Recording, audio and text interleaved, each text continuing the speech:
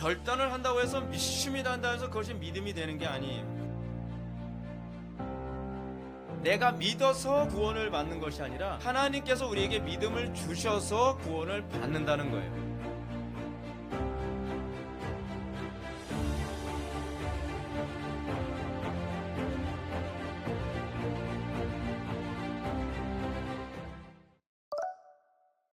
하나님 말씀은 로마서 4장 9절부터 12절입니다. 하나님 말씀은 로마서 4장 9절부터 12절까지 말씀. 신약성경 244페이지입니다. 신약성경 244페이지 로마서 4장 9절부터 12절까지의 말씀입니다. 찾으셨으면 제가 봉독하겠습니다.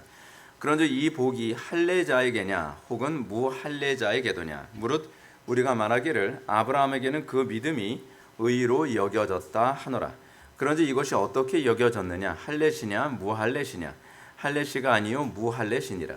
그가 할례의 표를 받은 것은 무할례시에 믿음으로 된 의를 인친 것이니 이는 무할례자로서 믿는 모든 자의 조상이 되어 그들도 의로 여기심을 얻게 하려 하심이라. 또한 할례자의 조상이 되었나니 곧 할례 받을 자에게뿐 아니라 우리 조상 아브라함이 무할례시에 가졌던 믿음의 자취를 따르는 자들에게 도니라. 아멘. 이 시간은 로마서 40번째 강의가 되겠습니다. 할례자와 무할례자의 조상이라는 제목으로 하나님 말씀 증거하도록 하겠습니다. 할례자와 무할례자의 조상. 우리가 잘 아는 것처럼 종교개혁은 1517년 마틴 루터가 비텐베르그 그 문에 95개의 조항을 못을 박으면서 이제 종교개혁이 일어나게 됐습니다. 종교개혁이 일어나게 되는 데 있어 아주 중요한 핵심적인 게 있습니다. 그것이 뭐냐면 외형보다 본질입니다. 그러니까 종교개혁 당시에 중세 로마 가톨릭의 가장 심각한 문제는 뭐냐면 겉모습은 번지르한데 내용이 없었다는 겁니다.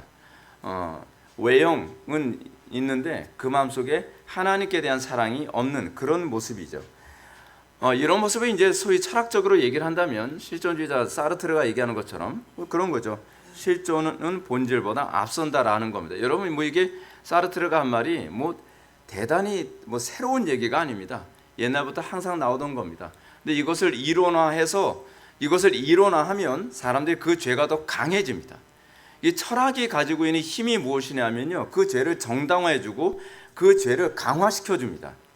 그냥 외형보다는 내면이지 내면보다는 외연이지 그런 행위가 더 중요한 거 아닌가라고 이렇게 얘기하는 것보다 철학적인 용어로요, 실존이 본질보다 앞선다 이렇게 얘기하게 되면 파급력이 훨씬 강력해집니다. 그래서 이 하나의 명제를 만들고 그것을 확산시키는 것은 굉장한 이 파괴력이 있게 됩니다. 그래서 제가 이제 여러분들한테도 이제 설교를 할 때도 되도록이면은 하나의 명제로 딱 요약을 해서 여러분들 머릿속에 쉽게 들어가도록 만들려고 하는 이유가 뭐냐면 거기에 훨씬 강력한 힘이 있기 때문에 그렇습니다. 근데 우리 개혁주의자들이 이 종교개혁을 한 데 있어서의 중요한 핵심이 뭐냐면 본질이 실존에 앞선다는 것을 다시 회복하기 위해서입니다. 그러니까 아무리 겉모양은 화려하고 아무리 겉모양은 그럴싸하고 아무리 사탕발림 얘기 많이 해도 그 안에 사랑이 없으면 아무것도 아니죠. 이거 사도 바울이 고린도전서에서 한 말 아닙니까? 우리가 천사의 말을 하고, 이게 우리식으로 얘기하면 우리가 사탕발림을 하고, 우리가 아무리 선행을 많이 하고, 우리가 아무리 구제 많이 한다고 할지라도 그 안에 뭐가 없으면 아무것도 아니다? 사랑이 없으면 아무것도 아니다. 근데 지금 이게 한국교회의 현재 모습, 아니 전 세계의 교회의 모습이기도 합니다. 제가 아까도 이제 광고 시간에서 잠깐 말씀드렸던 것처럼 민성규 교수님께서 인정하시는 것처럼 지금은 제2의 종교개혁이 필요한 때입니다. 근데 종교개혁의 본질이 뭐냐면 겉모양보다는 본질이 회복되는 겁니다. 하나님을 사랑하는 척하는 것이 아니라 그 안에 정말 하나님을 사랑함이 있는 것, 그리고 이웃을 사랑하는 척하는 것이 아니라 그 속에 진실되게 이웃을 사랑하는 마음이 있느냐에 관한 문제입니다. 성경에 비춰볼 때 성경은 항상 외형, 그 실존에 더 큰 의미를 둡니다. 그래서 종교개혁이 일어나게 된 것입니다. 근데 사람들은 어떻습니까? 사람들은 본성적으로 외모에 더 관심이 많습니다. 그렇죠? 얼마나, 특히 우리나라는 이제 외모 지상주의가 굉장히 심해서 뭐 얼마나 이쁘냐, 얼마나 많이 가졌냐, 얼마나 좋은 차를 타고 다니냐, 얼마나 좋은 집에서 사느냐, 주로 그런 거에 관심이 많지, 그 사람이 얼마나 속이 찼냐, 그 사람이 얼마나 진지하냐, 그 사람이 얼마나 신실하냐, 그런 건 별로 관심이 없습니다. 근데 이게 사실은 심각한 문제입니다. 근데 하나님은 어떤 분이시라고 얘기합니까? 사람은 외모를 보거니와 나 여호와는 중심을 보느니라 라고 말씀하고 계십니다. 하나님은 중심을 보십니다. 중심을 보기 때문에 외모는 괜찮다, 그 얘기가 아닙니다. 우리가 이 중심이 출발이 돼서 우리의 외형을 구성해야 된다는 개념입니다. 근데 이렇게 언급하면 사람들은 기독교 신앙은 본질만 중요하다고 생각하면서 외적으로는 뭐 아무렇지 않아도 된다라고 생각하는 경향이 있습니다. 이게 좀 심하게 가서 종교개혁자들이 초기에는 어떻습니까? 신부들처럼 로만 칼라를 안 했죠. 그렇죠? 그 로만 칼라, 소위 나는 신부고 너희들은 평신도야라고 하는 선을 긋지 않기 위해서 일반 사람들과 똑같은 옷을 입고 강단에서 설교하기 시작을 했습니다. 그래서 이제 종교개혁의 전통 때문에 지금은 설교자들이 여러분들과 똑같은 양복을 입고 강단에서 설교하는 거죠. 근데 이제 문제는 뭐냐면, 그래 외모는 중요하지 않아, 외모는 중요하지 않지, 그러면서 어떻게 하고 강단에 올라가요? 청바지에 티셔츠 빨아면서, 스티브 잡스도 아니고 말이에요. 그런 식으로 설교를 하는 거예요. 근데 그거는 하나님께 대한 예의가 아니에요. 하나님에 대한 존경심과 경외심이 있다고 한다면, 우리 교회 같은 경우에도 그렇지 않습니까? 목회자뿐만 아니라 일반 성도들도 예배에 참여할 때는 어떤 옷차림으로 참여하라고 얘기합니까?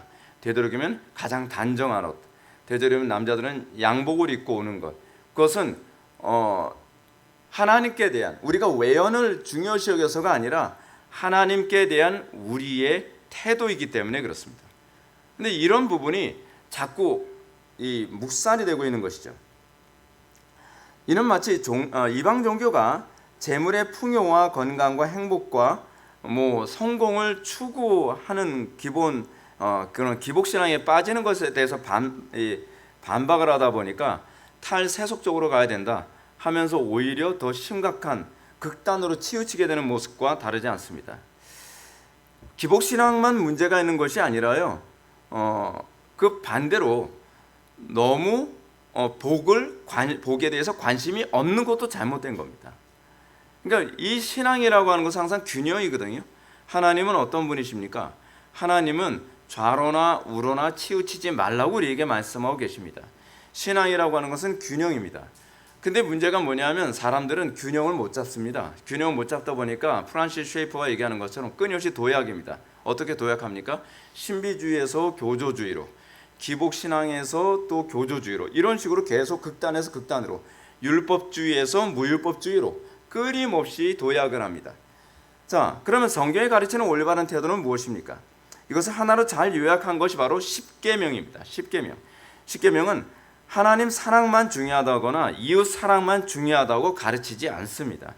성경은 인간의 우리에게 이 둘의 균형을 얘기합니다. 근데 어떻게 균형을 잡느냐?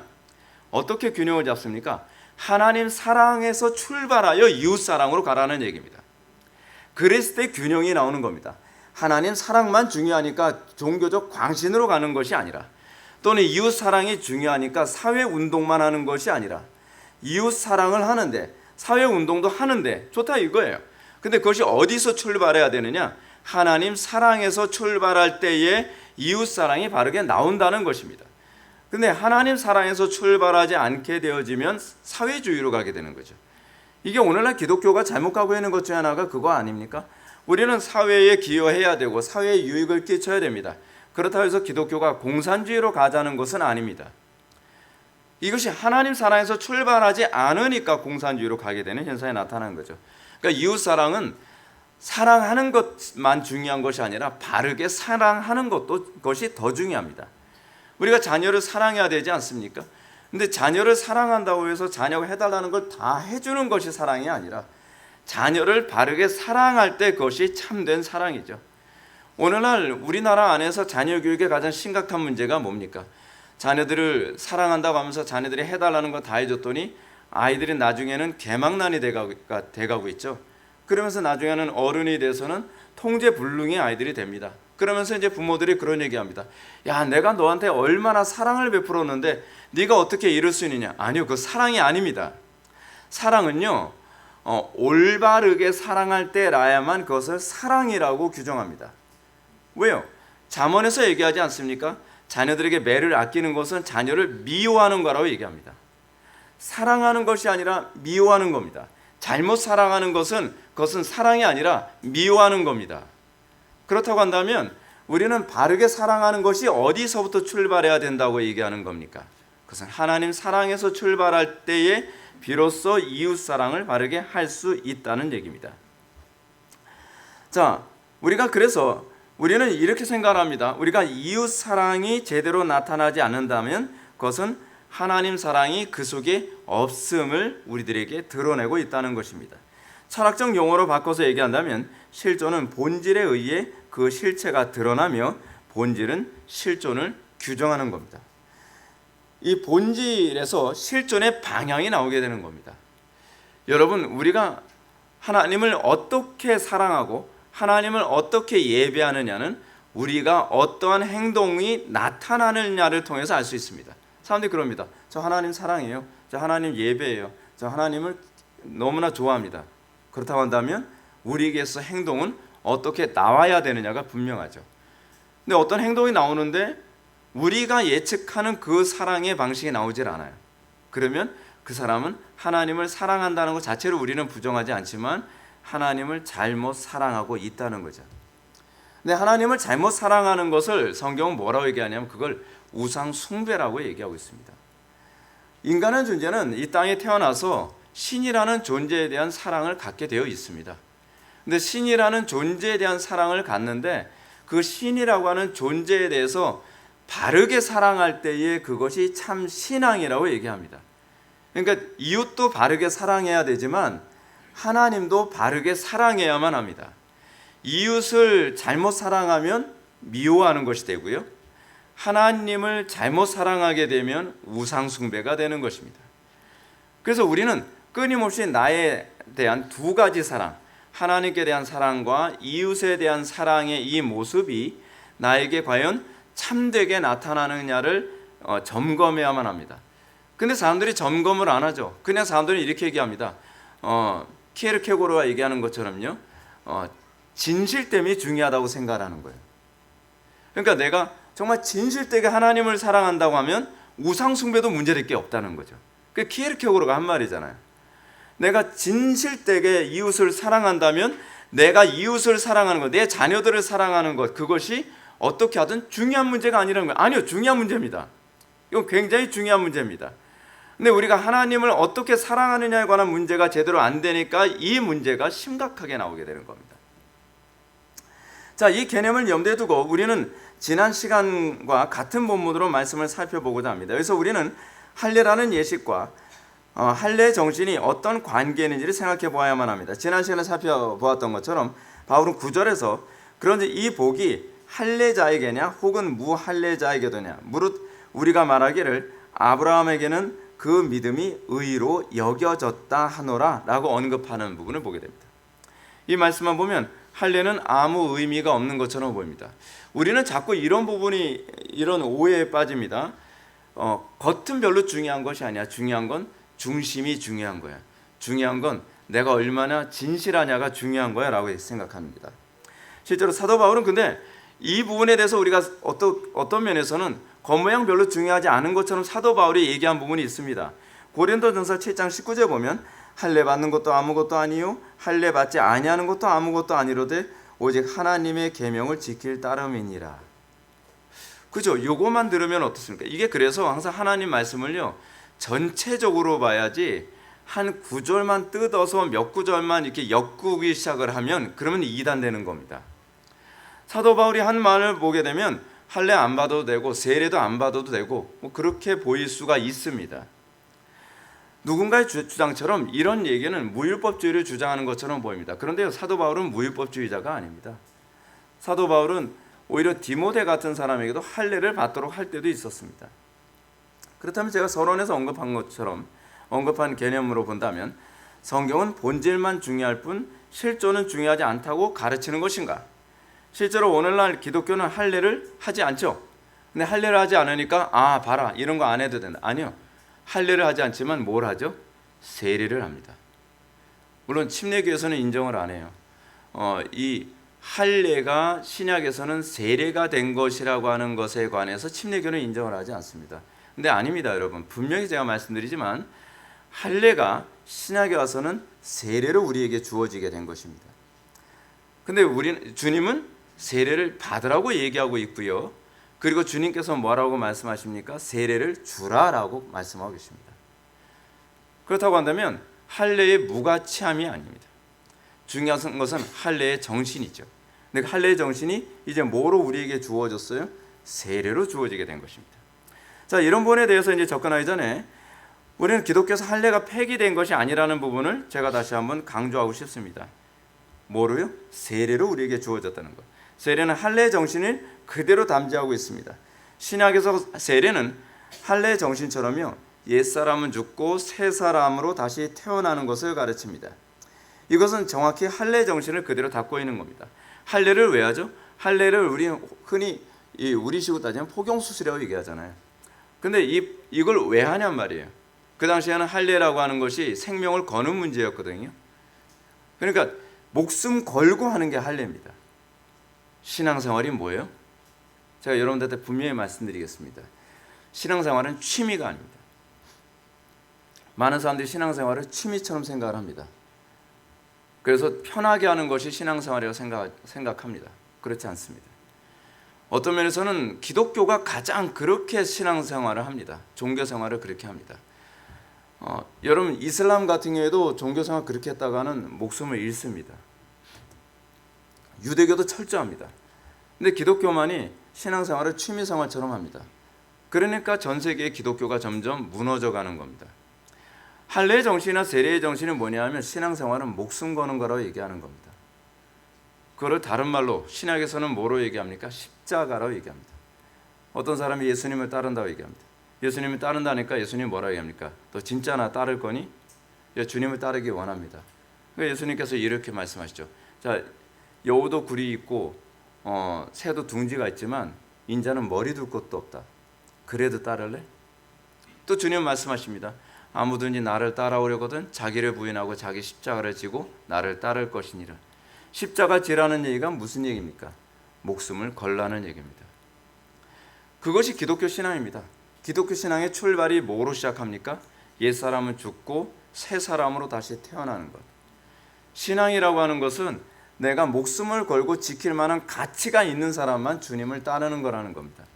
우리 교회에서 새로 오는 사람들한테 신앙을 강요하지 않습니다. 등록을 강요하지 않습니다. 그 이유가 무엇입니까? 그건요, 여러분들이 이 신앙에 목숨 걸겠다, 그리고 이 신앙에 목숨 걸 만한 가치가 있다라고 생각한다, 그러면 등록하고 하는 것이고, 그러면 세례를 받는 것입니다. 근데 문제는 신앙을 취미생활처럼 생각하겠다. 그렇게 되면 어떤 문제가 발생하냐면 신앙생활하면서 사람들이 더 악해집니다. 기독교가 그래서 지금 오히려 더 안 믿는 사람들한테 손가락질 받는 이유가 그래서 그런 것 아니겠습니까? 저는 이 부분에 관해서 개혁이 일어나야 된다고 생각을 합니다. 우리의 신앙의 선배들은 신앙에 목숨을 걸었습니다. 그래서 안 믿는 사람들이 기독교에 대해서 옛날에는 어떻게 생각을 했어요? 지금 같은 경우에는 기독교를 오히려 안 믿는 사람들이 걱정을 하지만 예전에는 기독교에 대해서 어떻게 생각하냐면 기독교를 존경했습니다. 왜요? 자기가 믿는 바에 대해서 목숨을 거는 사람들이었기 때문에 그렇습니다. 자, 그럼 바울이 할례에 관해서 어떻게 가르쳤나 봅시다. 11절 말씀에 보면 그가 할례표를 받은 것은 무할례 시에 믿음으로 된 의를 인친 것이니 이는 무할례자로서 믿는 모든 자의 조상이 되어 그들도 의로 여기심을 얻게 하려 하심이라고 합니다. 지난 시간에 살펴본 것처럼 할례는 아브라함이 믿음으로 된 의를 인치신 것입니다. 인치셨다는 얘기가 무슨 얘기라 그랬죠? 진짜임을 보증한다는 겁니다. 할례가 뭐라고요? 이거 진짜라는 걸 보증한다. 어떤 방식으로 보증합니까? 인치셨다는 얘기는 항상 도장에는 뭘 넣죠? 자기 이름을 넣는다 그랬죠. 뭐 도장도 있고요. 그렇지 않으면 사인도 하죠. 근데 사인할 때 그 뭘 사인하죠? 자기 이름을 사인하죠. 그렇죠. 인치신다는 걸 뭘 얘기하는 거예요? 내 이름을 건다는 겁니다. 여러분 이 구약 성경에서도 보게 되면은요, 왕이 자기가 인을 딱 찍지 않습니까? 도장을 찍고 난 다음에 그거를 바꾸는 걸 안 합니다. 어떤 일이 있어도요. 왜냐하면 자기 이름을 걸었기 때문에 그렇습니다. 걸었기 때문에. 에스더서에서 여러분 그 장면이 나오잖아요. 에스더가 당신의 명령을 바꿔주소서라고 얘기하니까 내가 이미 도장을 찍었기 때문에 바꿀 수 없다. 그래서 뭐라 그래요? 대신에 그놈들이 유대인들을 죽이기 전에 니네들이 그놈들을 죽여라요. 그래서 도장을 다시 찍어요. 이게 고대 시대 때 인을 찍는 방식입니다. 하나님께서 우리에게 인을 찍으셨다라고 했다는 것은 하나님께서는 우리를 구원하심에 대해서 변개치 않으신다는 것을 의미합니다. 자, 근데 흥미로운 점이 있습니다. 여기서 이제 약간 어려운 얘기를 좀 하고자 합니다. 흥미로운 점은 이 인침이 출애굽 당시에 시내산에서 두 돌판으로 이행됐다는 사실입니다. 출애굽 19장 보면 하나님은 이스라엘 백성들을 향해서 세계하다 내게 속하였나니 너희가 내 말을 잘 듣고 내 언약을 지키면 너희는 모든 민족 중에 내 소유가 되겠고 너희가 내게 대하여 제사장 나라가 되며 거룩한 백성이 되리라고 선언하십니다. 그러니까 내 백성으로 하나님께서 이스라엘 백성들을 받으셨다는 겁니다. 그러면서 어떻게 받고 난 다음에 하나님께서 십계명을 선언하십니다. 19장에서 하나님께서 이 선언하시고요, 20장에서 하나님께서 육성으로, 이게 이 시내산 사건이 굉장히 놀라운 사건이라 했죠. 하나님께서 직접 이스라엘 백성들 전체에게 목소리를 들려주시고요, 그리고 하나님께서 직접 손으로 쓰셔서 두 돌판을 주셨어요. 그래서 여러분 구약에서 보게 되면 이런 얘기가 많이 나옵니다. 어느 종교가, 어느 우상이 신의 이름을 직접 들려주었느냐 라는 얘기가 나옵니다. 이거는요, 하나님만 그렇게 하셨습니다. 하나님만이 모든 하나님과 언약을 맺는 이스라엘 백성들에게 하나님께서 목소리로 십계명을 선포하셨습니다. 그게 얼마나 우렁차고 두려웠는지 뭐라고 얘기했다고요? 모세시여, 우리가 하나님의 음성을 듣기엔 너무 두려우니 당신이 대신 듣고 우리에게 전해주소서라고 얘기할 정도였어요. 근데 하나님께서는 목소리로 직접 다 선언하시고 난 다음에 그 다음에 어떻게 해요? 그 다음에 그 계약을 다 쓰시죠. 뭐로요? 하나님께서 친히 손으로 쓰셨어요. 왜 손으로 쓰셨죠? 이게 서명이기 때문에 그래요. 이게 인침이기 때문에. 그게 인침이기 때문에 하나님께서 직접 자필로 쓰신 것인데, 근데 왜 우리 인침으로 하게 되면 어떻게 합니까? 그냥 이름을 그냥 흔히 히브리어로 요트해 바브에 딱 찍으면 될 것 같잖아요. 그게 아니에요. 하나님의 이름의 실체가 십계명이에요. 하나님의 영광이거든요. 하나님의 영광. 그래서 하나님께서는 십계명 두 개의 돌판을 통해서 내 이름으로 인치신다라고 얘기하는 거예요. 자, 그렇다고 한다면 우리가 하나님의 인침을 받았다라고 하는 것이 뭐로 나타나는 거예요? 우리의 삶 속에서 십계명의 삶이 나오는 겁니다. 그게 인치심인 거예요. 인치심. 근데 이게 흥미로운 게 뭐냐면, 그래서 이제 그 부분에서 이제 하나님께서 이 부분에 관해서 얘기하게 되면은 그 인치심에 관해서 십계명을 이렇게 제가 여러분한테 정리해 드릴 수 있습니다. 첫째는 하나님께서 친히 당신의 손으로 쓰셨다는 것이고, 두 번째는 그 서명의 내용이 하나님 자신의 존재 방식을 드러냈다는 것. 그 존재 방식이 뭐예요? 그 구약 시대에서는, 고대 시대에서는 그것이 이름이라는 개념이에요. 그래서 십계명을 통해서 우리에게 인치신 것입니다. 근데 이와 같은 원리가 바로 할례에 그대로 적용됩니다. 할례란 뭡니까? 창세기 15장에서 하나님께서 아브라함에게 의롭다 칭하신 것이죠. 근데 의롭다 칭하실 때 어떤 현상이 나타납니까? 아브라함의 마음속에 뭐가 새겨지죠? 십계명이 새겨지는 겁니다. 그래서 15장에서는 아브라함에게 믿음으로 의롭다함을 칭하시고, 17장까지 가려면 대략 몇 년 걸린다고요? 13년에서 14년 정도 지난 후에 아브라함에게 할례를 요구하십니다. 할례를 요구하시고 나서 하나님께서 그에게 그의 자손들까지 다 할례하도록 명령하십니다. 근데 모세가 이렇게 얘기합니다. 그래서 흥미로운 게 이거예요. 신명기 10장 16절에서 이렇게 얘기합니다. 너희는 마음에 할례를 행하고 다시는 목을 곧게 하지 말라. 할례를 누가 행하라고요? 너희가. 실제로 아브라함이 할례했고 아브라함이 자녀들에게 할례를 했죠. 근데 30장 16절에서 30장 6절인가요? 30장 6절에서는 이렇게 얘기합니다. 여호와께서 내 마음과 내 자손의 마음에 할례를 베푸사. 10장에서는 우리 스스로 마음에 할례를 하라고 얘기하고 있고요. 그리고 30장에서는 여호와께서 마음에 할례를 행하신다라고 얘기하고 있습니다. 뭘 얘기하는 겁니까? 여러분, 그냥 넋놓고 있다고 해서 우리의 마음에 할례가 되는 게 아니라는 겁니다. 우리는 적극적으로 어떤 태도를 살아가야 된다는 겁니까? 마음에 할례를 하는 삶을 살아가야 된다는 거예요. 그런 사람들 중에 믿음으로 마음에 할례가 되는 것이지, 사람들 그렇게 얘기하죠. 뭐 하나님께서 마음에 할례하시는 거니까 난 넋놓고 살아도 마음에 할례가 되겠지. 그런 사람은 아무리 넋놓고 있어도 마음에 할례가 안 됩니다. 그런데 적극적으로 마음의 할례를 사모하고 주의 이름을 부르고 그리고 그 안에 있을 때에 하나님께서 그런 사람에게만 어떻게 해요? 마음의 할례를 베푸신다는 것을 믿으시기 바랍니다. 자, 그래서 이렇게 하나님께서 마음의 할례를 베푸시고 나면 그 다음에 삶에서 뭐가 나타나는 거예요? 삶 속에서 하나님의 형상이 나타나는 거죠. 보세요. 오늘도 우리가 찬양하면서 그 주의 얼굴 보기 원합니다, 그런 얘기 했잖아요. 근데 모세가 하나님의 얼굴 보고 나니까 어떤 현상이 나타났습니까? 모세 얼굴에 하나님의 광채가 인쳐졌죠. 그게 인침이에요.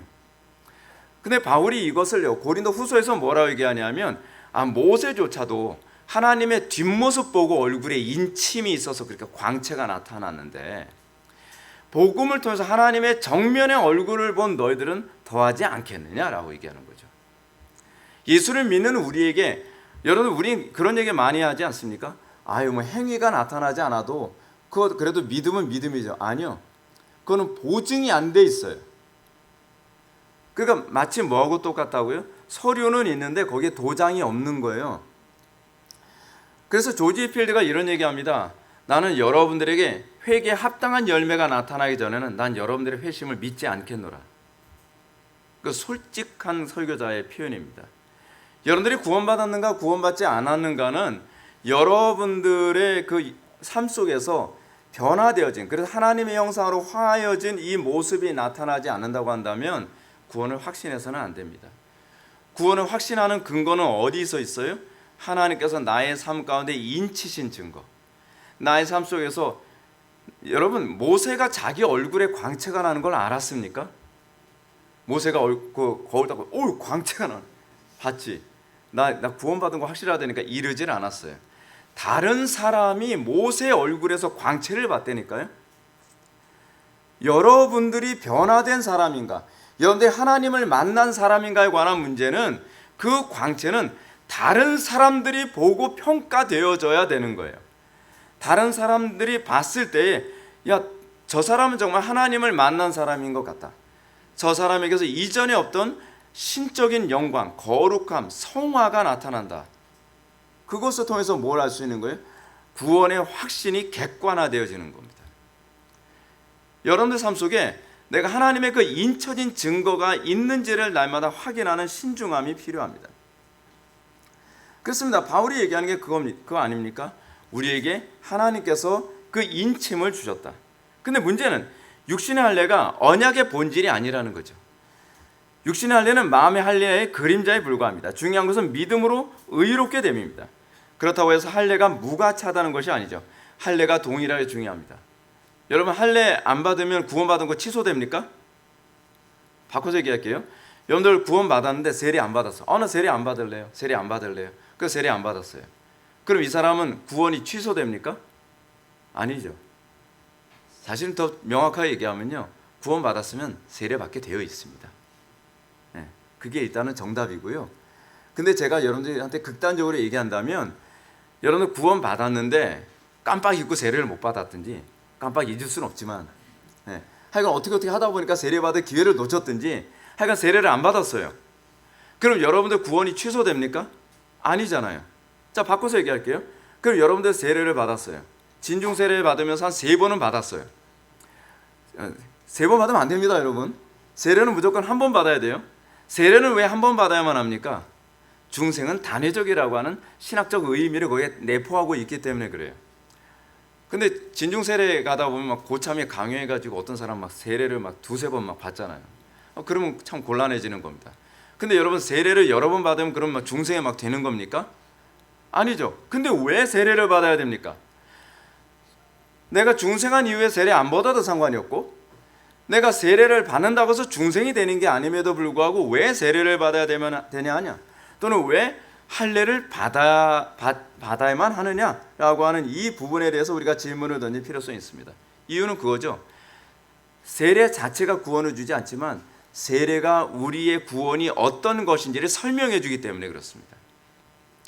그래서 여러분들이 중생하고 난 이후에 세례를 받고 나면 그 세례를 통해서 중생한 자의 삶이 어떠해야 되는지를 끊임없이 묵상케 하는 것이 세례입니다. 그러면 이제 또 이런 질문이 나오죠. 목사님, 그럼 저는 중생하지 않았는데 중생하지 않은 상태에서 세례받는 게 의미가 있나요? 의미가 있죠. 그건 여러분들이 세례의 정신을 묵상함으로 그것이 중생으로 가게 만드는 겁니다. 할례가 똑같습니다. 할례가 어떻습니까? 할례는 좀 더 잔혹하죠. 할례는 목숨을 거는 거라 그랬죠. 그래서 중생한 이후에 할례를 받은 아브라함의 삶은 어떤 삶입니까? 날마다 옛사람을 죽이고 할례 받듯이요. 그리고 살아나는 삶의 연속이라는 것을 자기 신앙을 끊임없이 묵상하게 만드는 겁니다. 그렇죠? 그러면 중생하지 않은 사람들은 어때요? 중생이 이렇게 일어나는 거라는 걸 알게 되는 겁니다. 우리의 정과 육을 십자가에 못 박지 않고, 로마서 6장에서 나오는 얘기거든요.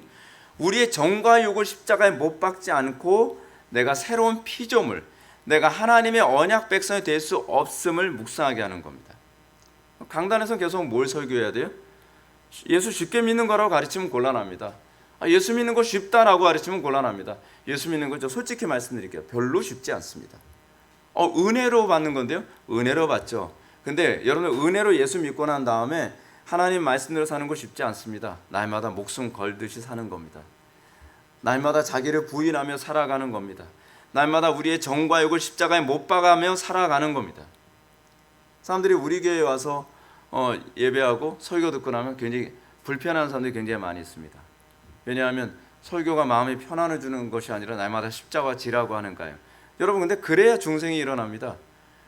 그런 말씀 안에서 비로소 하나님의 자녀됨의 그 표징이 나타나게 되는 겁니다. 그게 없으니까 교회가 자꾸 타락하는 것이죠. 그렇지 않습니까? 근데 이것이 일어나도록 만드는 것, 이것을 끊임없이 세례의 정신이 무엇인지를 끊임없이 또 생각나게 만드는 것이 뭐냐, 바로 예배의 설교입니다.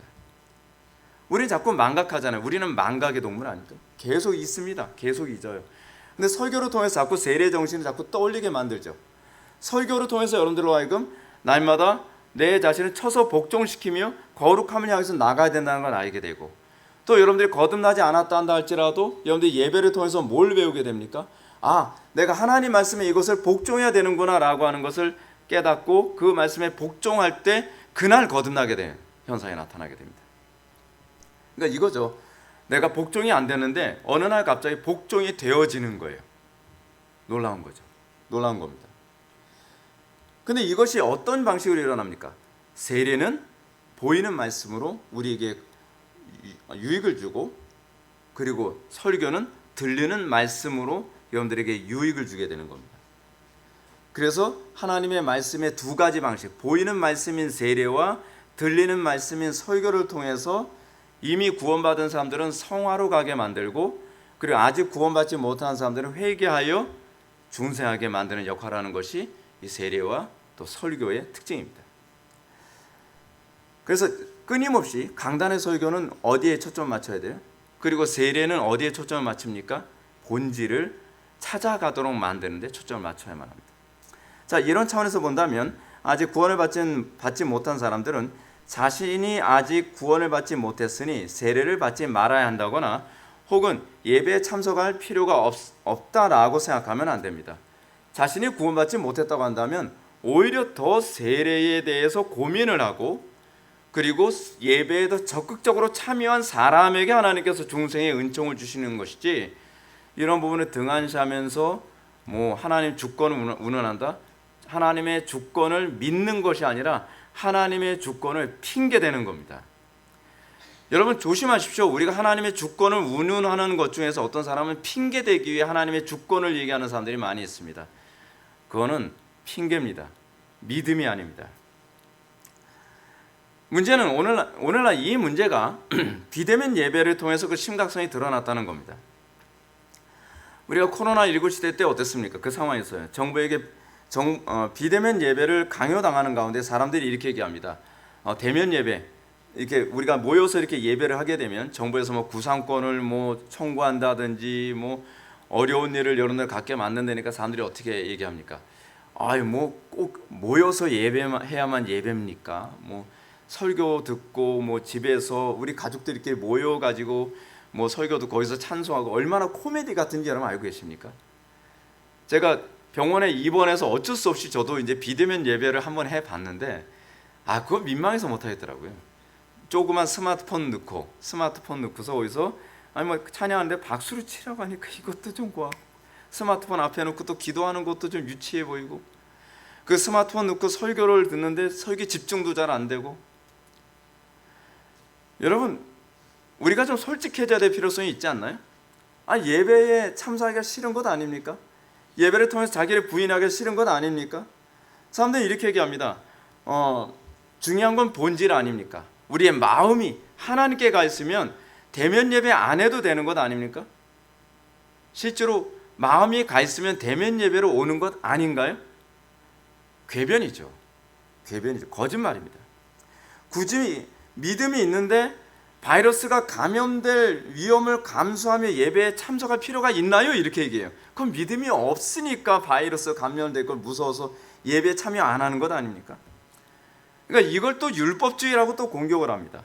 우리가 이미 구원을 받았다면 이제 모든 형식으로부터 자유로워야 된다고 얘기합니다. 그래서 어떤 유명한 목사님은 그런 얘기했죠. 이것이야말로 제2의 종교개혁이다. 모이지 않아도 스마트폰으로 예배할 수 있다는 거야말로 진정한 제2의 종교개혁 아니냐? 위선입니다. 근데 그렇게 해서 교회가 부흥했나? 종교개혁이 일어났으면 부흥이 일어나야 되는 것 아닙니까? 근데 120만이 교회를 떠났습니다. 그리고 1만 교회가 교회의 문을 닫았습니다. 그러면 저는 그 목사님 양심적인 분이시라고 얘기한다면 공식적으로 사과를 하셔야 됩니다.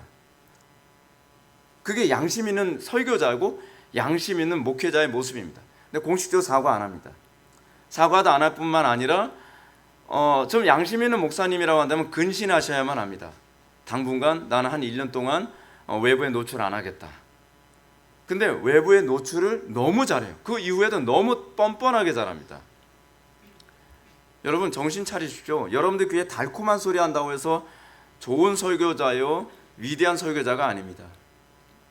때로는 거칠더라도 그 말씀이 우리로 하여금 십자가를 사랑하게 만드는 사람만이 바른 가르침을 설교하는 분인 줄 믿으시기 바랍니다. 자, 저는 분명히 말씀드리고 싶습니다.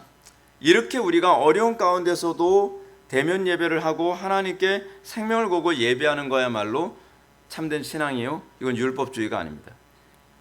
참된 신앙은 바리새인보다 더 나은 의의를 드러내는 것입니다. 이렇게 하나님께서 주신 이 할례와 예배를 등한시하는 것은 신앙이 아닙니다. 할례의 정신이 뭡니까? 세례의 정신이 뭡니까?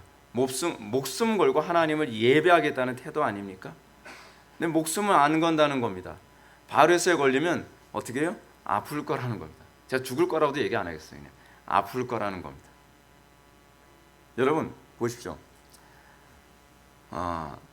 종교개혁 당시에 흑사병이 굉장히 심하게 창궐했죠.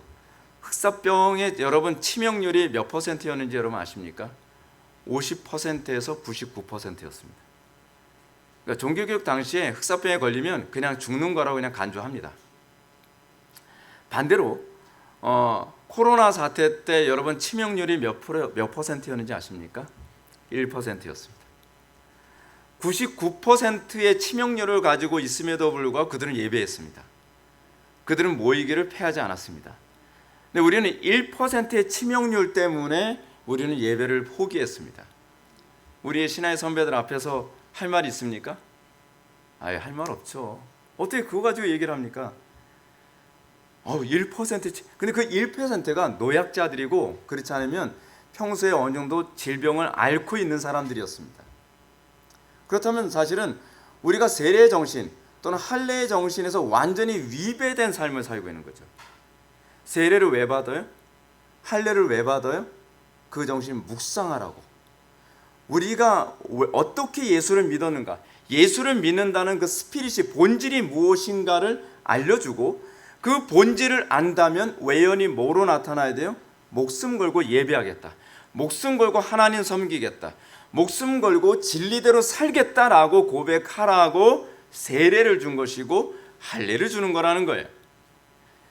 그러므로 바울은 할례와 무할례 문제를 11절부터 12절 말씀을 통해 다음과 같이 말합니다. 그가 할례표를 받은 것은 무할례 시에 믿음으로 된 의를 인치신 것이니 이는 무할례자로서 믿는 모든 자의 조상이 되어 그들도 의로 여기심을 얻게 하려 하심이라. 또한 할례자의 조상이 되었나니 곧 할례 받을 자에게뿐 아니라 우리 조상 아브라함이 무할례 시에 가졌던 믿음의 자취를 따르는 자들에게도 그러하니라. 하나님께서 아브라함에게 무할례 시에 오직 믿음으로만 의롭다 칭하신 이유는 무할례자로서 믿는 모든 자의 조상이 되어 그들도 의로 여기심을 얻게 하려 하십니다. 쉽게 얘기해서 이렇습니다. 그냥 이 본문에서 얘기하는 건 무할례자의 조상도 되고요, 할례자의 조상도 되게 하려 함이다라고 얘기하는 거예요. 아브라함의 믿음은 할례를 안 받은 사람에게도 조상이 되고요, 할례를 받은 사람에게도 조상이 됩니다. 바꿔서 얘기한다면 이방인들도 믿음의 조상이 될 수 있고요, 그리고 세례 안 받은 기독교 밖에 있는 사람들도 믿음의 조상이 될 수 있다는 겁니다. 그러면 기독교 밖에도 구원이 있다는 얘기가 아닌가요? 아니죠. 그 얘기가 아니죠. 예수를 믿으면 그럼 어디로 들어옵니까? 교회 안으로 들어오죠. 그래서 중세 로마, 그러니까 천주교와 기독교를 구분하는 신학적인 중요한 개념이 뭡니까? 천주교는 교회 안에 구원이 있다라고 주장을 한다면 우리는 교회 안으로 구원이 주어진다고 보는 겁니다. 무슨 얘기죠? 천주교는 세례를 받아야 구원을 받는다라고 주장을 한다면 우리는 구원을 받았다면 세례를 받게 되어 있다라고 하는 개념이에요. 구원을 받았다면 교회 안에 들어오게 되어 있다는 겁니다. 그럼 바꿔서 얘기하면 구원을 받았다고 하면서도 교회 안에 들어오지 않는다고 한다면 그 사람은 구원을 받았다는 거예요? 안 받았다는 거예요? 안 받았다는 거죠. 그것이 우리 개혁자들이 주장했던 부분이고 그것으로 종교개혁이 일어난 겁니다. 중요한 것은 그런 아브라함의 하나님, 그러니까 아브라함이 무할례자의 조상이 되기도 하고 할례자의 조상이 되게 하는 데에 대한 초점이 무엇인가? 그것은 여기에 있습니다. 그 모두가, 그래서 제가 방금 말씀드린 게 이겁니다. 우리 조상 아브라함이 무할례 시에 가졌던 믿음의 자취를 따르는 데 있습니다. 그렇다고 한다면 교회 밖에 있는 사람들이 예수를 믿게 되었습니다. 그럼 예수를 믿게 되었다는 것이 뭐로 나타나야 돼요? 아브라함의 자취를 따르는 것. 교회 안에서 여러분들이 세례를 받은 사람들에서 여러분들이 정말 믿게 되었다라고 한다면 여러분들에게 뭐가 나타나야 돼요? 아브라함의 자취를 따라야 되는 것. 예수님께서 바리새인들에게 뭐라 했죠? 너희 아비는 마귀라. 할례 받은 사람들이에요. 유대인인데 왜요? 너희는 너희 조상 아브라함은 그렇게 하지 아니하였느니라.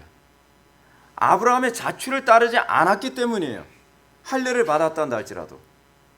근데 오히려 할례 받지 않은 이방인에 의해서, 예를 든다면 그 백부장을 향해서 예수님께서 뭐라고 말씀하십니까? 저도 아브라함의 자손이라고요.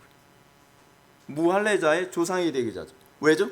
그가 아브라함의 자취를 따르고 있었기 때문에. 아브라함의 자취를 따랐다는 것은 뭘 의미하는 겁니까? 그것이 구원을 준다는 얘기가 아니죠. 그게 뭘 의미해요? 인침이죠. 아브라함의 자취를 따르고 있는 그 모습을 통해서 그가 하나님의 인침받은 증거가 나타나고 있다는 겁니다. 자, 제가 모든 걸 다 거두절미하고 여러분한테 이제 말씀을 정리합니다. 여러분들은 아브라함의 자손입니까? 여러분들은 아브라함의 자취를 따르고 있습니까? 내가 믿음이 있노라라고 한다면 나에게 그 인침받은 증거가 나타납니까? 그 인침이 뭐로 나타납니까? 아브라함의 자취를 따르는 것. 근데 사람들이 어떻습니까? 난 믿음이 있는데 예배는 참석하고 싶지 않아요. 난 믿음은 있는데 난 비대면 예배도 예배라고 생각을 해요. 그분이 아무리 목사님이고 그분이 아무리 신학자라 할지라도 저는 그분이 아브라함의 자손이라고 보기가 조금 힘듭니다. 제 양심으로는 굉장히 힘듭니다. 그분들을 인정하기가요. 중요한 것은 내가 세례를 받았느냐, 중요한 건 내가 얼마나 오래 종교 생활을 했느냐가 아니라 나의 삶 속에서 아브라함이 어떻게 목숨을 걸고 주님을 따랐던 것처럼 나도 그 아브라함의 자취를 따르고 있을 때 이도 아브라함의 자손이다라고 얘기할 수 있는 거죠. 여러분들에게 이 표징이, 이 인침받음이 선명하게 드러나는 놀라운 역사 나타나기를 주님의 이름으로 축원합니다. 기도하셨습니다. 사랑이 많으신 하나님, 우리에게 아브라함의 자취를 따르는 그 표징이 선명하게 드러나기를 원합니다. 우리의 삶 속에서 아브라함의 그 자취가 없음에도 불구하고 우리가 믿음이 있노라고 얘기하는 것은 위선인 줄 압니다. 아버지 하나님, 우리의 마음속에 정말 아브라함의 자취를 따르고자 하는 그 열심을 허락하여 주시고 그 안에서 구원을 확신케 하여 주옵소서. 예수님의 거룩하신 이름으로 기도하옵나이다. 아멘.